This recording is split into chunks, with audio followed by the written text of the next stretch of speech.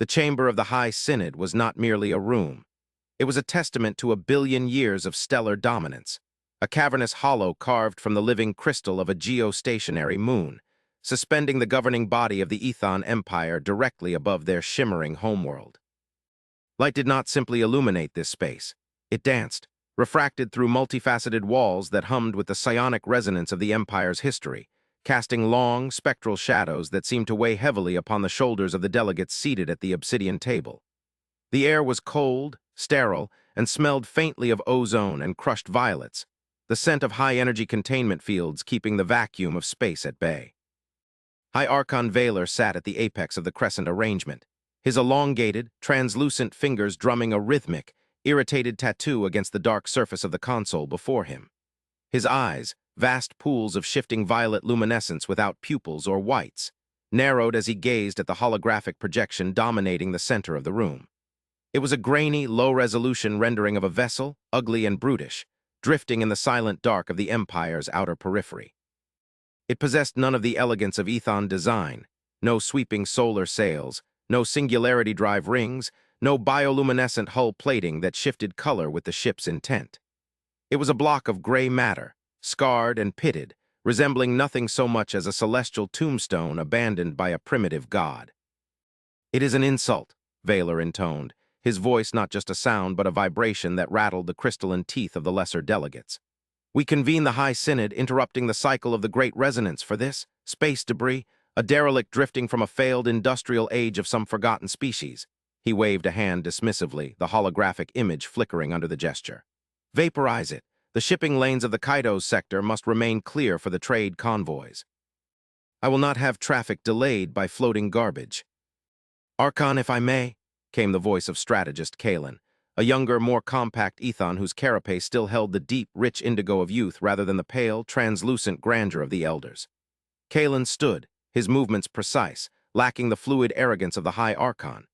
He manipulated the controls at his station, and the hologram magnified, focusing on a section of the drifting ship's hull where deep gouges suggested a history of violence that predated the current age of the galaxy. The object is not responding to standard navigational hails, that is true. Nor does it emit any recognizable energy signature. No hyperdrive bleed, no reactor thrum, not even the background radiation typical of nuclear fission. It is physically silent. However, the gravimetric sensors are confused. Valor leaned back, the crystalline throne groaning softly under his shifting weight. "Confused? Sensors are machines, Kalen. They do not get confused. They are either functioning or they are broken. Which is it?" "They are functioning, Archon," Kalen insisted, though his voice held a tremor of uncertainty that drew the attention of the other 12 counselors. "They report that the object has a mass reading that fluctuates.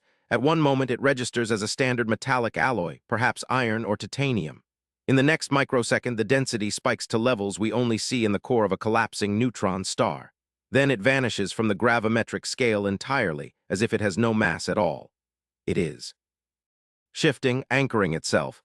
It is not merely drifting, it is holding position against the cosmic expansion itself." A ripple of telepathic amusement washed through the chamber, originating from Counselor Thyra, the matriarch of the Science Directorate. She adjusted her ceremonial robes, woven from threads of solid light, and offered Kalen a pitying look. "Strategist, you speak of variable mass displacement, a theoretical technology that was disproven 3,000 cycles ago. To achieve such a thing would require an energy source greater than a Dyson sphere, yet you claim this box emits no energy." "It is a sensor ghost, a glitch in the deep range buoys. We are frightened of a shadow." "I am not frightened," Kalen snapped, his mandibles clicking together in a display of aggression rare for the sacred chamber. "I am cautious. The object intercepted an encrypted burst transmission from the void sector 3 cycles ago. It did not reflect it, it swallowed it. It absorbed the data stream entirely, and since then it has turned." "Turned?" Valor asked, the word dripping with skepticism. "It reoriented," Kalen clarified. "It was facing the galactic rim. Now its prow, if such a block can be said to have a prow, is pointing directly at the Rift of Oregon, directly at the vector where the Kyraxi fleets were last rumored to be massing." The mention of the Kyraxi silenced the room in Sta. "NTLY?" The amusement evaporated, replaced by a cold, creeping dread that settled in the stomachs of the counselors. The Kyraxi were the antithesis of the Ethon. Where the Ethon built with light and resonance, cultivating civilization like a garden, the Kyraxi were entropy incarnate, a swarm species that consumed planetary crusts and drank the thermal energy of stars, leaving dead rocks and ice in their wake. They had been quiet for 1,000 years, banished to the dark space beyond the rift, but whispers of their return had been growing louder in the psychological undercurrents of the galaxy. The Kyraxi are a myth used to frighten hatchlings, Thyra said, though her light robes dimmed slightly, betraying her anxiety. And even if they were returning, what is this ancient hulk going to do? Fall on them? It has no weapon ports, no shield emitters. It is a brick. If the Kyraxi return, the Ethon Armada will burn them with the fury of 1,000 suns. We do not need the assistance of drifting scrap metal. Valor stood up, his height dominating the room. Enough. Kalen, your caution is noted but misplaced. We are the masters of the photon. We tame the quantum foam. We do not fear unknown debris. Dispatch a patrol cruiser, the Resplendent Dawn. Have them tow this object out of the shipping lane. If it resists, disassemble it. We will melt it down and use the materials to build a statue in honor of your paranoia. The command was final. The Synod bowed their heads in unison, the telepathic hum of the room shifting to a tone of dismissal. But Kalen remained standing for a moment longer, staring at the hologram. The image of the ship, stark and ugly against the velvet black of the simulation, seemed to stare back. On its hull, barely visible beneath layers of cosmic dust and the scars of impacts, was a set of markings in a language no Ethon database could translate. Angular, geometric lines. Letters. UNSC Oblivion. It is a mistake, Kalen whispered to himself as the council began to file out, returning to their extravagances. It is not a ship, it is a waiting thing. The Resplendent Dawn was a masterpiece of naval engineering. Shaped like a teardrop of molten silver, it moved through the vacuum not by burning fuel, but by sliding along magnetic field lines, silent and graceful. Commander Nix stood on the bridge, surrounded by the wraparound sensory projection that allowed her to see space in all spectrums simultaneously. To her, the universe was a symphony of colors. Gamma bursts were soprano notes, gravity waves were the deep bass. But the object ahead was a void in the music. It was a black hole in the sensory data, a mute spot where the symphony died. Approaching target, the helmsman announced, his fingers dancing over the liquid light interface. Distance, 2,000 units. Scans are still. Inconclusive, Commander. The hull composition is resisting the piercing beams. It's like trying to scan a singularity. Nix narrowed her eyes. She had expected a rotting hulk, something porous and fragile. But visually, as the Resplendent Dawn drew closer, the object became more imposing. It was immense, easily 3 times the mass of her heavy cruiser. It was built of plates that looked like matte gray armor, bolted together with industrial brutality. There were no sleek lines, no aesthetic considerations. It was a machine built for a purpose so singular that beauty had been deemed unnecessary. Open a hailing frequency, Nix ordered. Standard broad-spectrum greeting. Use the math primers. If there is an AI on board, it should respond to prime number sequences. Broadcasting, the communications officer said. Silence, the void stretched between the elegant silver ship and the silent gray monolith. No response, Commander. The signal hits the hull and vanishes, no reflection. Move us to towing position, Nix commanded, feeling a prickle of unease at the base of her neck. Activate the traction beams. We will drag it to the scrapyard at Sector 4. The Resplendent Dawn maneuvered, its engines flaring with blue-white ions. The traction beams, ribbons of coherent gravity manipulation, lashed out from the cruiser's emitters and wrapped around the gray hull of the stranger. Grapple established, the tactical officer reported. Applying thrust, preparing to wait. The officer's hands froze. The bridge lights flickered red. Report, Nix barked. The object isn't moving, Commander. Engines at 40%. The object hasn't shifted a micrometer. Increase power, it's just inertia, it's heavy. Engines at 80%, structural integrity warning. Commander, we are dragging ourselves toward it. It's immovable. It's like we're tethered to a planet. Cut the beams, Nix shouted, realizing the danger too late.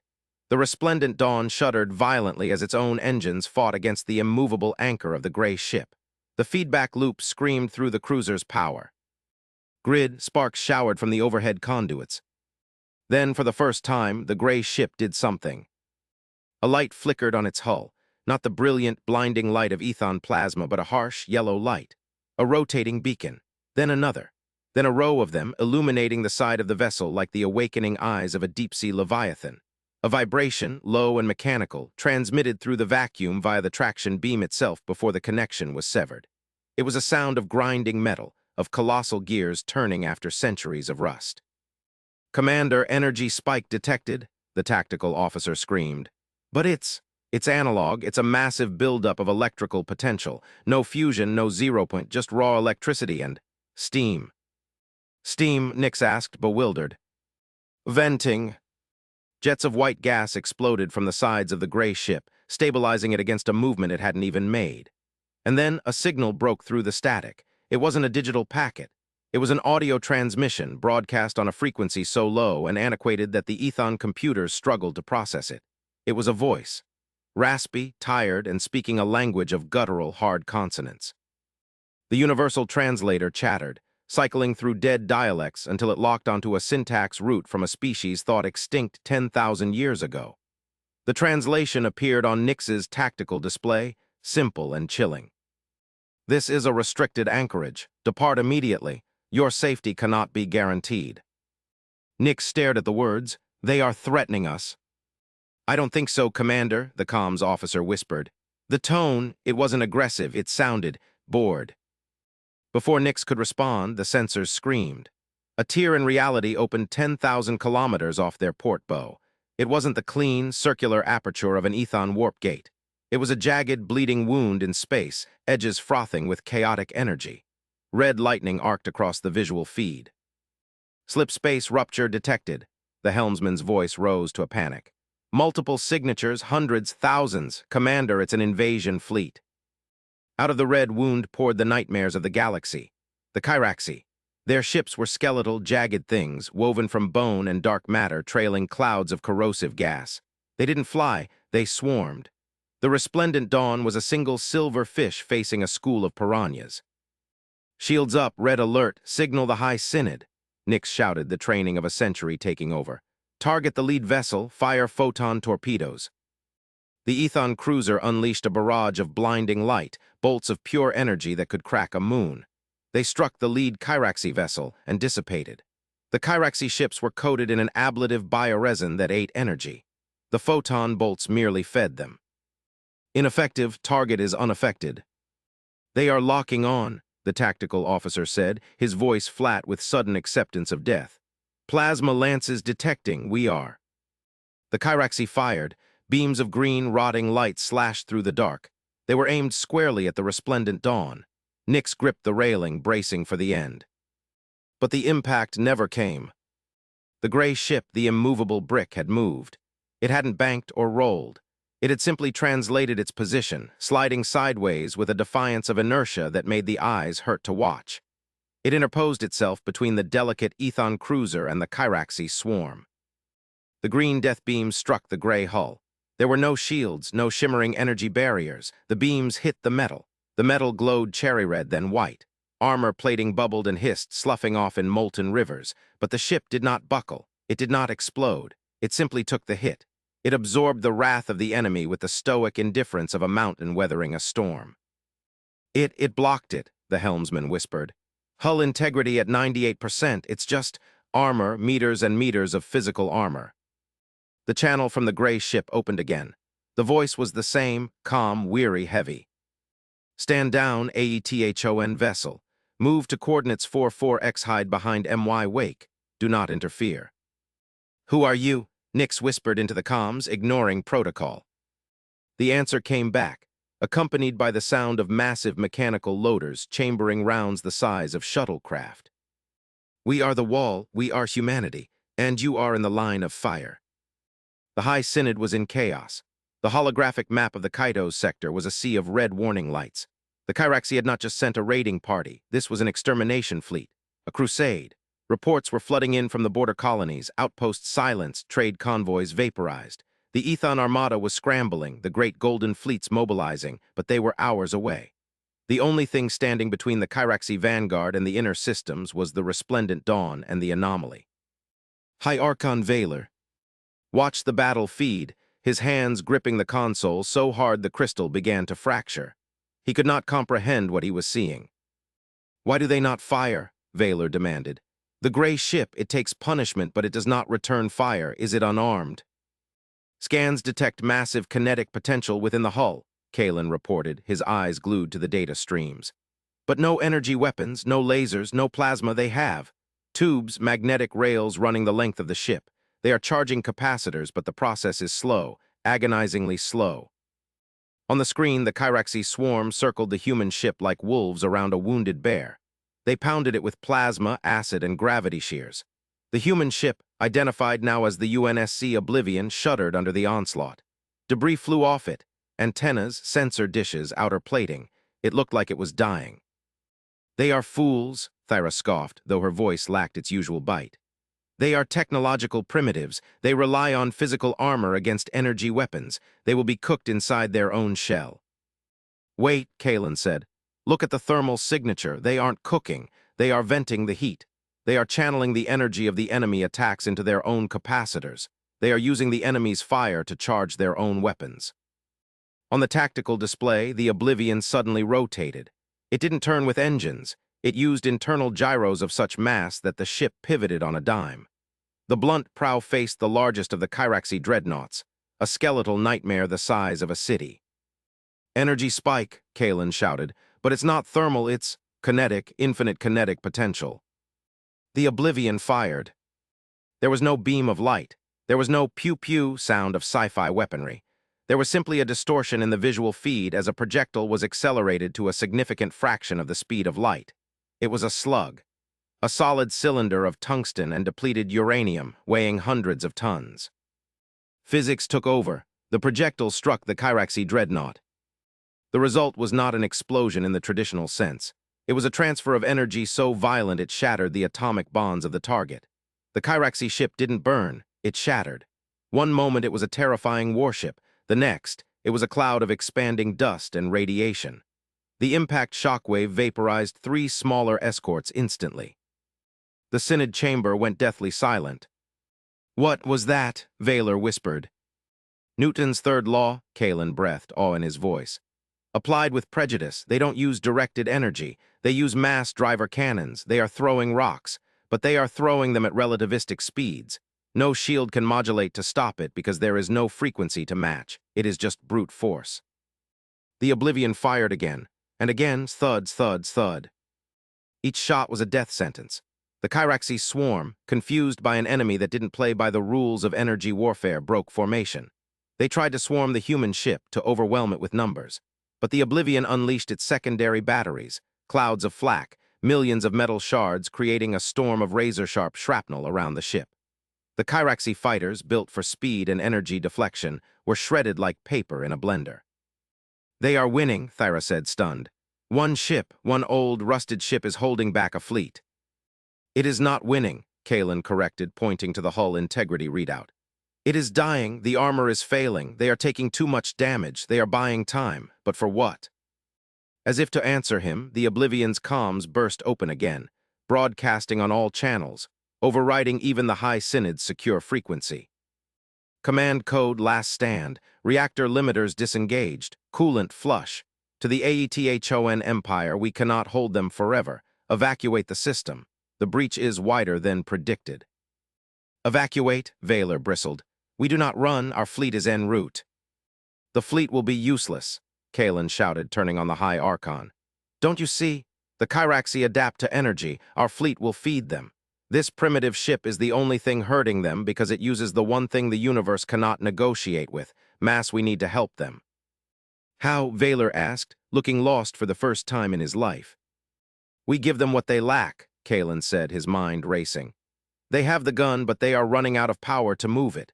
They are venting heat to survive. We are the masters of the photon. We don't shoot the enemy. We shoot the human ship. Are you insane? Thyra gasped. We beam power directly to their capacitors, Kalen explained rapidly.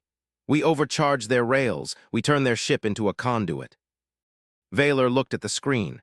The Oblivion was burning. Fires raged across its decks. It was surrounded by the wreckage of 50 enemy ships, but hundreds more were closing in. Do it, Vaylor commanded. Signal the resplendent dawn, tell N. Ix to target the human vessel and fire everything she has. Transfer all auxiliary power to the transmission beams. In the void, the resplendent dawn, battered and leaking atmosphere, received the order. Commander Nix wiped purple blood from her forehead. "You heard the High Archon," she rasped. "Target the Oblivion, modulation, energy transfer, don't try to hurt them, feed them." "Charging main array," the tactical officer said. "Firing." A lance of pure golden light erupted from the Ethon cruiser. But instead of striking the enemy, it slammed into the rear coupling of the human ship. On the bridge of the Oblivion, alarms screamed. Captain Elias Thorne, a man who looked as though he had been carved from the same granite as his ship, looked up from the damaged control board. He was old, his skin pale from years in cryostasis, wearing a uniform that had been out of style for centuries.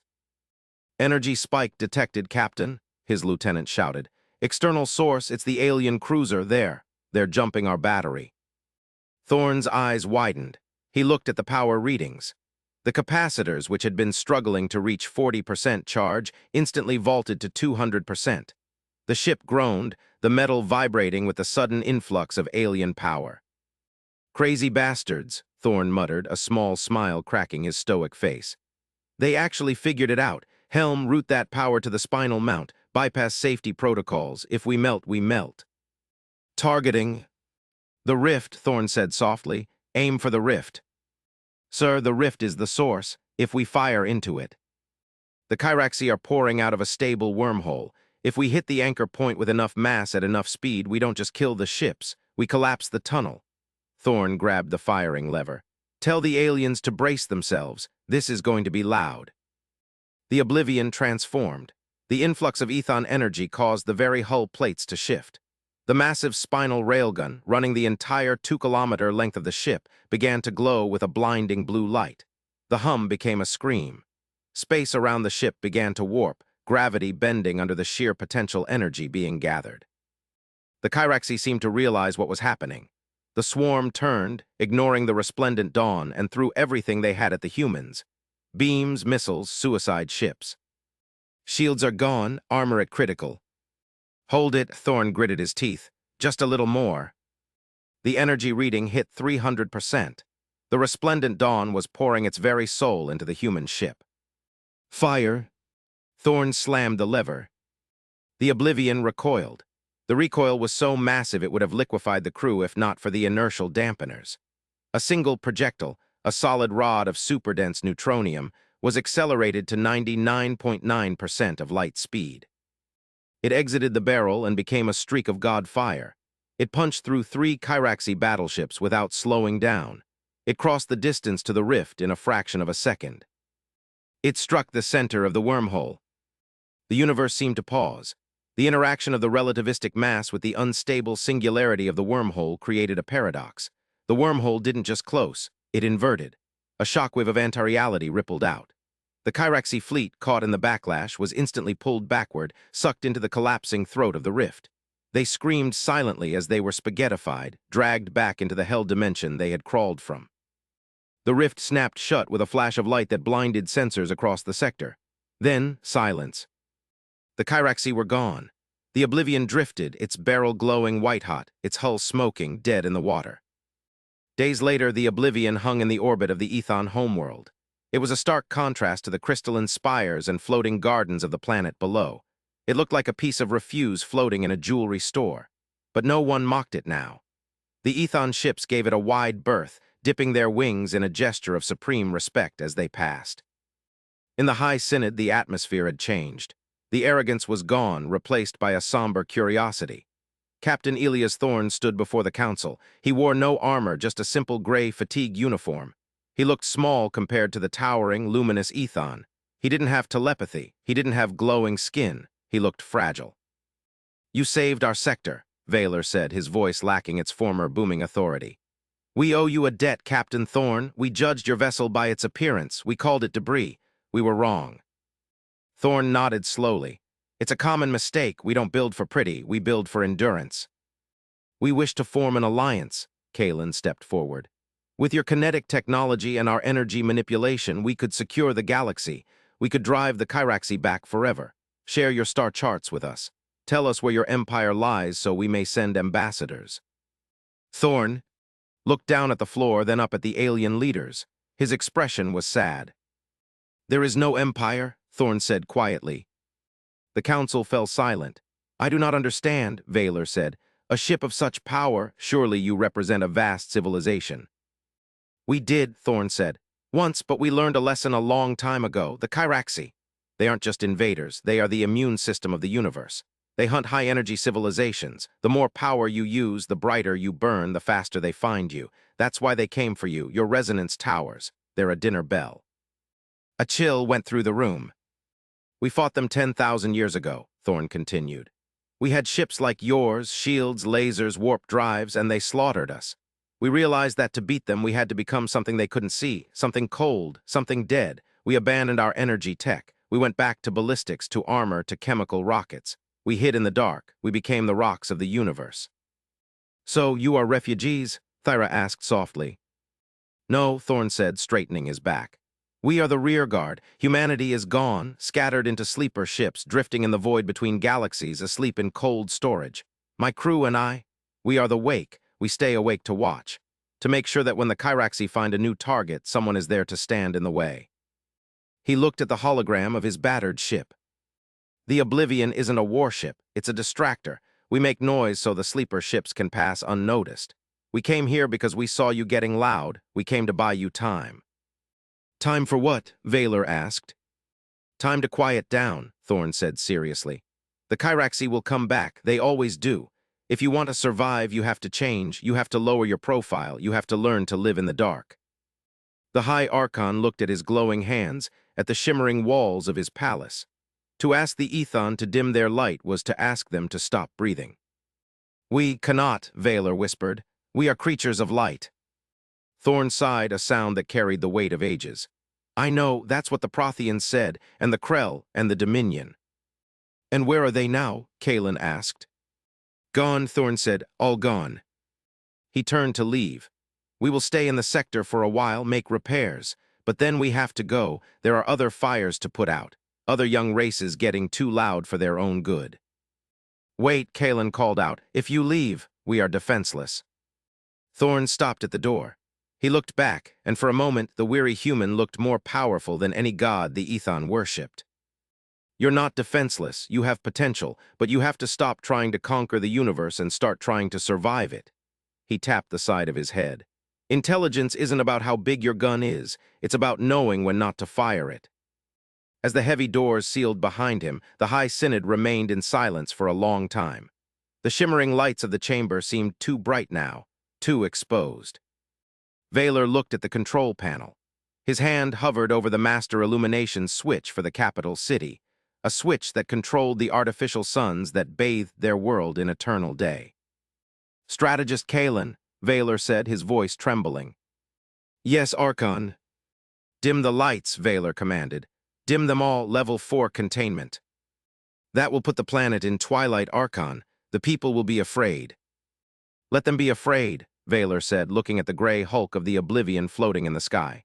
"Fear keeps you alert, fear keeps you quiet, and silence is survival." As the lights of the Ethon homeworld dimmed for the first time in a millennia, the UNSC Oblivion fired its maneuvering thrusters. It didn't jump to hyperspace. It didn't tear a hole in reality. It simply burned its chemical engines, a slow, steady flame against the backdrop of the infinite stars, moving into the shadows, watching, waiting, and guarding the fragile light of those who had not yet learned to fear the dark. The Ethon watched it go, no longer scoffing at the ancient ship, but realizing with a terrifying clarity that the most dangerous thing in the universe wasn't the monster screaming at the door. It was the quiet, battered sentinel standing ready to beat it to death with a rock. And in the deep silence of the council chamber, Kalen whispered the final realization that would reshape their entire civilization. "They are not the ancients," he said. "They are the adults, and we are just children playing with fire." The galaxy spun on, a little darker, a little quieter, and because of the rusted hull of a human ship, a little more alive.